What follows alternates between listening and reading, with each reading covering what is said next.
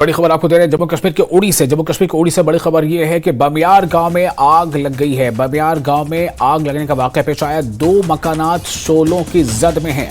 आग बुझाने की कोशिशें लगातार जारी हैं।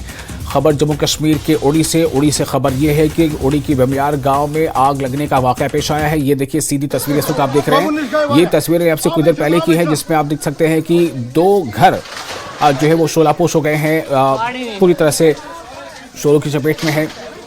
जम्मू कश्मीर के उड़ी से यह बड़ी खबर है। बमियार गांव में आग लगी, 2 मकानात शोलों की जद में आ गए। आग बुझाने की कोशिशें लगातार जारी हैं।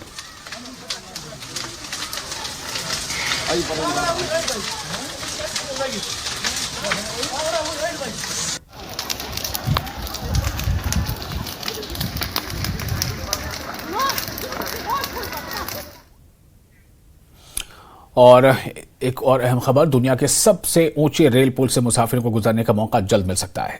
ज़राए के मुताबिक हुकूमत 15 अगस्त को मुसाफिरों को इस पुल से गुजरने का मौका फराहम कर सकती है। इस बीच दुनिया के सबसे ऊंचे पुल के नजदीक गाड़ियां पार्क करने का इंतजाम भी किया जा रहा है। इसमें 500 से ज्यादा गाड़ियां पार्क की जा सकेंगी।